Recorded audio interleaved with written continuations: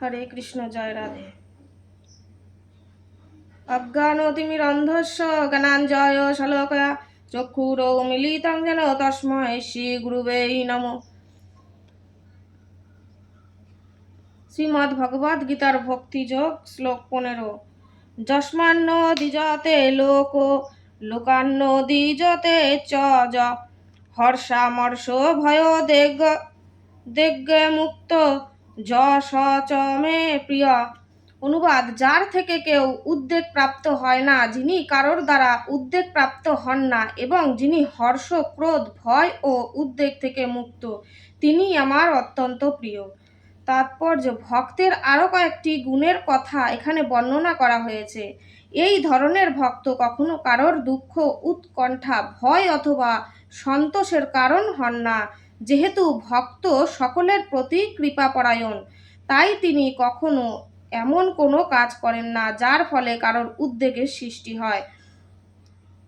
তেমনই কেউ যদি ভক্তকে উদ্বেগ দিতে চায়, তাতে তিনি বিচলিত হন না। ভগবানের কৃপার ফলে তিনি এমনভাবে অভ্যস্ত যে কোনো রকম বাহ্যিক গোল যোগের দ্বারা তিনি বিচলিত হন না। প্রকৃতপক্ষে ভক্ত যেহেতু সর্বদাই শ্রীকৃষ্ণের ভাবনায় মগ্ন এবং শ্রীকৃষ্ণের সেবায় নিয়োজিত থাকেন, তাই জড় জগতের কোনো অবস্থায় তাকে বিচলিত করতে পারে না।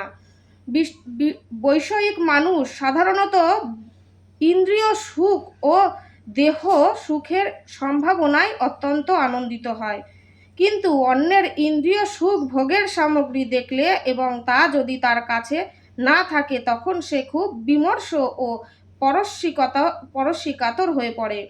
যখন সে দেখে তার শত্রুর আক্রমণের সম্ভাবনা রয়েছে, তখন সে খুব ভীত, সন্ত্রস্ত হয়ে পড়ে এবং তার জীবনের ব্যর্থতা এলে সে হতাশ হয়ে পড়ে। কিন্তু কৃষ্ণ ভক্ত সর্বদাই এই সমস্ত উপদ্রবে অবিচলিত, তাই তিনি ভগবান শ্রীকৃষ্ণের অত্যন্ত প্রিয়। শ্লোক 16। অনপেক্ষ শুচিদক্ষ উদাসীন গত ব্যথ সর্বারম্ভ পরিত্যাগী যো মদভক্ত স মে প্রিয়। অনুবাদ: যিনি নিরপেক্ষ, শুচি, দক্ষ, উদাসীন, উদ্বেগ শূন্য এবং সমস্ত কর্মের ফলত্যাগী, তিনি আমার প্রিয় ভক্ত। তাৎপর্য: ভক্তকে অর্থ দান করা যেতে পারে, কিন্তু তার সেগুলি লাভ করার জন্য উদ্যমী হওয়া উচিত নয়। ভগবানের কৃপায় যদি স্বাভাবিকভাবে তার কাছে অর্থ আসে, তাতে তিনি উদ্বেলিত হন না। ভক্ত স্বাভাবিকভাবেই তিনি অত্যন্ত দুবার স্নান করেন এবং ভগবানের সেবার জন্য খুব সকালে ঘুম থেকে ওঠেন, তাই তিনি স্বভাবত অন্তরে ও বাহিরে শুচিসম্পন্ন। ভক্ত সর্বদাই সুদক্ষ, কারণ জীবনের সমস্ত কর্মের যথার্থ উদ্দেশ্য সম্বন্ধে তিনি সম্পূর্ণভাবে অবগত এবং প্রামাণিক শাস্ত্র সিদ্ধান্ত সম্বন্ধে দৃঢ় প্রত্যয় যুক্ত। ভক্ত কখনো কোনো বিশেষ দলের পক্ষ অবলম্বন করেন না, তাই তিনি সর্বদাই উদাসীন। তিনি সব রকমের উপাধি থেকে মুক্ত হওয়ার জন্য কখনো ক্লেশ ভোগ করেন না। তিনি জানেন যে তার দেহটি একটি উপাধি মাত্র, তাই কখনো যদি দেহের কোনো রকম যাতনা হয়, তাতে তিনি অবিচলিত থাকেন। শুদ্ধ ভক্ত কৃষ্ণ ভক্তির প্রতিকূল কোনো কিছুর জন্য প্রয়াস করেন না। উদাহরণস্বরূপ বলা যায়, একটি বড় বাড়ি তৈরি করতে হলে অনেক শক্তি নিয়োগ করতে হয়, কিন্তু ভক্ত কখনো এই ধরনের কাজে উদ্যোগী হন না যদি তা তার ভগবৎ ভক্তিতে উন্নতির সহায়ক না হয়। তিনি ভগবানের জন্য মন্দির তৈরি করতে পারেন এবং সেই জন্য সমস্ত রকমের উদ্বেগ সহ্য করতে পারেন, কিন্তু তিনি তার আত্মীয় স্বজনদের জন্য বড় বাড়ি তৈরি করার কাজে প্রয়াসী হন না। শ্লোক 17। যো ন ঋষ্যতি ন দেষ্টি ন শোচতি ন কাঙ্ক্ষতি শুভাশুভ পরিত্যাগী ভক্তি মানযশ মে প্রিয়। অনুবাদ: যিনি প্রিয় বস্তুর প্রাপ্তিতে হৃষ্ট হন না এবং অপ্রিয় বস্তুর প্রাপ্তিতে দ্বেষ করেন না, যিনি প্রিয় বস্তুর বিয়োগে শোক করেন না, অপ্রাপ্ত ইষ্ট বস্তুর আকাঙ্ক্ষা করেন না এবং শুভ ও অশুভ সমস্ত বিষয় পরিত্যাগ করেন এবং যিনি ভক্তিযুক্ত তিনি আমার প্রিয় ভক্ত।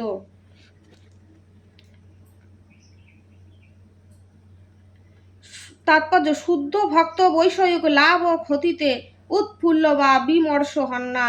তিনি পুত্র বা শিষ্য লাভের আকাঙ্ক্ষা করেন না এবং তা না পেলে তিনি দুঃখিত হন না।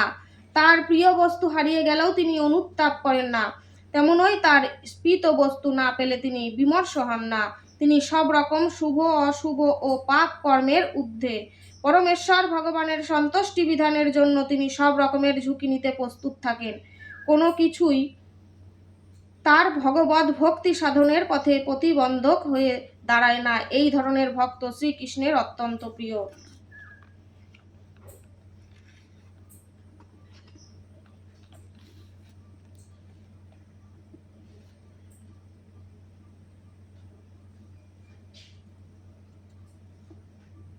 শ্লোক 18। যম শত্র চ মিত্রে চ তথা মানাপমানয় শীতোষ্ণ সুখ দুঃখেষু সম সঙ্গ বিবর্জিত তুল্য নিন্দা স্তুতি মৌনী সন্তুষ্ট যেন কেনচিত অনিকেত স্থিরমতি ভক্তি মামনে প্রিয় নর। অনুবাদ: যিনি শত্রু ও মিত্রের প্রতি সমবুদ্ধি সম্পন্ন, যিনি সম্মানে ও অপমানে, শীতে ও গরমে, সুখে ও দুঃখে এবং নিন্দা ও স্তুতিতে সমভাবাপন্ন, যিনি কুসঙ্গ বর্জিত, সংযত বাক, যৎকিঞ্চিৎ লাভে সন্তুষ্ট, গৃহাসক্তি শূন্য এবং যিনি স্থিরবুদ্ধি ও আমার প্রেমময়ী সেবায় যুক্ত, সেই রকম ব্যক্তি আমার অত্যন্ত প্রিয়। তাৎপর্য: ভক্ত সর্বদাই সব রকম অসৎ সঙ্গ থেকে মুক্ত থাকেন। কখনো কেউ প্রশংসিত হয় এবং কখনো নিন্দিত হয়, সেটি মানব সমাজের প্রথা। কিন্তু ভক্ত সর্বদাই কৃত্রিম প্রশংসা ও নিন্দা, সুখ এবং দুঃখ থেকে মুক্ত থাকেন। তিনি অত্যন্ত সহিষ্ণু। তিনি কৃষ্ণ কথা ছাড়া আর কোনো কথাই বলেন না, তাই তাকে বলা হয় মৌনী। মৌন শব্দের অর্থ এই নয় যে কথা বলা যাবে না। মৌন শব্দের অর্থ বাজে কথা না বলা। প্রয়োজনীয় কথাই কেবল মানুষের বলা উচিত এবং ভক্তের কাছে সবচেয়ে প্রয়োজনীয় কথা হচ্ছে পরমেশ্বর ভগবানের জন্য কথা বলা। ভক্ত সর্ব অবস্থাতেই সুখী। তিনি কখনো অত্যন্ত সুস্বাদু খাবার পেতে পারেন অথবা আবার কখনো নাও পেতে পারেন, কিন্তু তিনি সর্ব অবস্থাতেই সন্তুষ্ট থাকেন। তার ব্যবস্থানের সুযোগ সুবিধার জন্য তিনি কখনো যত্ন করেন না। তিনি কখনো গাছের নিচে থাকতে পারেন, কখনো আবার বিরাট প্রাসাদোপম অট্টালিকাতেও থাকতে পারেন, কিন্তু তিনি কোনোটির প্রতি আকৃষ্ট নন। তিনি অবিচলিত, কারণ তিনি সত্য সংকল্প ও জ্ঞানী। ভক্তের গুণাবলীর বর্ণনার মাঝে মাঝে পুনরুক্তি দেখা দিতে পারে, কিন্তু এই সমস্ত সদ্গুণগুলি যে অবশ্যই অর্জন করতে হবে, সেটি জোর দিয়ে বুঝিয়ে বলার জন্যই তা করা হয়। হরাব ভক্তস্য কুত মহদগুণা। যে ভক্ত নয়, তার কোনো সদ্গুণ নেই। যিনি ভক্তপদ বাচ্য হতে চান, তাই এই সমস্ত সদ্গুণগুলি অর্জন করা একান্ত কর্তব্য। তবে এর জন্য তাকে বাহ্যিক প্রয়াস করতে হয় না। কৃষ্ণ ভাবনায় মগ্ন হওয়ার জন্য এবং ভগবান শ্রীকৃষ্ণের সেবা করার ফলে স্বাভাবিকভাবেই তার মধ্যে এই সমস্ত গুণগুলির বিকাশ হয়। শ্লোক 20। যে তু ধর্মামিতমিদং যথোক্তং প্রজ্জুপাসতে শুদ্ধোধনা মৎপরমা ভক্তাস্তে হতিব মে প্রিয়া। অনুবাদ: যারা আমার দ্বারা কথিত এই ভক্তি যোগরূপ ধর্মামিতের উপাসনা করেন, সেই সকল শ্রদ্ধাবান মতপরায়ণ ভক্তগণ আমার অত্যন্ত প্রিয়। তাৎপর্য: এই অধ্যায়ে 2 নম্বর শ্লোক থেকে শেষ পর্যন্ত মজ্জাবেশ্য মন যে মাম আমাতেই মনোনিবেশ করে থেকে যে তু ধর্মামিতমিদং এই অমৃতময় ধর্ম পর্যন্ত পরমেশ্বর ভগবান তার সমীপ প্রবৃত্তি হবার জন্য অপ্রাকৃত সেবায় পন্থা বিশ্লেষণ করেছেন। এই পন্থাগুলি ভগবানের অত্যন্ত প্রিয় এবং সেগুলি অবলম্বনকারী ব্যক্তিকে ভগবান গ্রহণ করে থাকেন। অর্জুন ভগবানকে প্রশ্ন করেছিলেন যে নির্বিশেষ ব্রহ্মোপলব্ধির পন্থা অবলম্বন করেছেন, যে নির্বিশেষবাদী এবং অন্যান্য ভক্তি সহকারে পরমেশ্বর ভগবানের সেবা করেছেন, যে ভক্ত, এই দুজনের মধ্যে কে শ্রেষ্ঠ? তার উত্তরে ভগবান এত স্পষ্টভাবে বর্ণনা করলেন যার ফলে আর কোনো সন্দেহই থাকে না যে ভক্তিযোগে ভগবানের সেবা করাটাই পারমার্থিক উপলব্ধির সর্বশ্রেষ্ঠ পন্থা। পক্ষান্তরে বলা যায়, এই অধ্যায়ে নির্ধারিত হয়েছে কিভাবে সাধু সঙ্গের প্রভাবে অন্যান্য ভক্তিতে ভগবানের সেবা করার প্রতি আসক্তি জন্মায় এবং তখন সদ্গুরু লাভ করে তার কাছে দৃঢ় বিশ্বাস, আসক্তি ও ভক্তি সহকারে শ্রবণ কীর্তন ও বিধিনিষেধ পালন আদি শুরু হয় এবং এভাবেই ভগবানের অপ্রাকৃত সেবায় নিযুক্ত হওয়া যায়। এই অধ্যায়ে এই পন্থা অবলম্বন করার পরামর্শ দেওয়া হয়। তাই আত্মোপলব্ধির মাধ্যমে পরমেশ্বর ভগবানকে লাভ করার জন্য ভক্তিযোগই যে পরম পন্থা, সেই সম্বন্ধে কোনো সন্দেহ নেই। পরম তত্ত্বের নির্বিশেষ উপলব্ধি করার যে পন্থা এই অধ্যায়ে বর্ণিত হয়েছে, তা কেবল আত্মোপলব্ধি লাভের জন্য আত্মসমর্পণের সময় পর্যন্তই অনুশীলনের পরামর্শ দেওয়া হয়েছে। পক্ষান্তরে বলা যায় যে যতক্ষণ পর্যন্ত শুদ্ধ ভক্তের সঙ্গ লাভের সুযোগ না পাওয়া যায়, ততক্ষণই নির্বিশেষ ব্রহ্মজ্যোতির ধারণা কার্যকরী হতে হবে। পরম তত্ত্বের নির্বিশেষ অব্যক্ত রূপের উপাসনার কর্মফল ভোগ আশা ত্যাগ করে ধ্যান করতে হয় এবং জড় ও চেতনের পার্থক্য নিরূপণ করার জ্ঞান লাভ করতে হয়। শুদ্ধ ভক্তের সঙ্গ লাভ না করা পর্যন্ত এই পন্থার প্রয়োজনীয়তা আছে।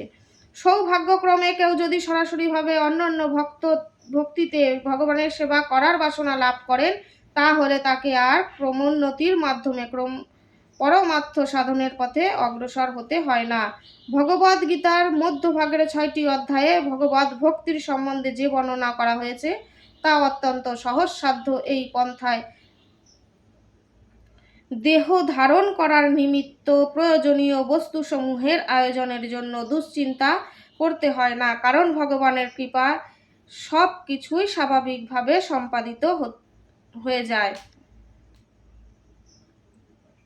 তো এখানে বলেছে ভগবানের অত্যন্ত প্রিয় ভক্ত, যার মধ্যে এই সমস্তগুলো থাকে, সে ভক্তিযোগ ধারণ করে যদি এগিয়ে চলে তো ভগবানের প্রিয় ভক্ত হতেই পারবে, এখানে কোনো বাধা আসবে না তাতে। জয় রাধে, জয় শ্রীকৃষ্ণ, জয় চৈতন্য প্রভু নিত্যানন্দ, শ্রী অদ্বৈত গদাধর শিবাসাদি গৌর ভক্তবৃন্দ। গঙ্গা, গীতা, সাবিত্রী, সীতা, সত্তা, পবিত্রতা, ব্রহ্ম বলি, ব্রহ্মবিদ্যা, সন্ধ্যা, মুক্ত গহিনী, অত মাত্রা, চিতানন্দা, ভবগ্নি ভান্তি নাশিনী, বেদাত্তয়ী পরানন্দা, ততত্ত্ব জ্ঞান মঞ্জুরি। হরে কৃষ্ণ কৃষ্ণ কৃষ্ণ হরে হরে, হরে রাম রাম রাম হরে হরে। জয় রাধে, রাধে রাধে।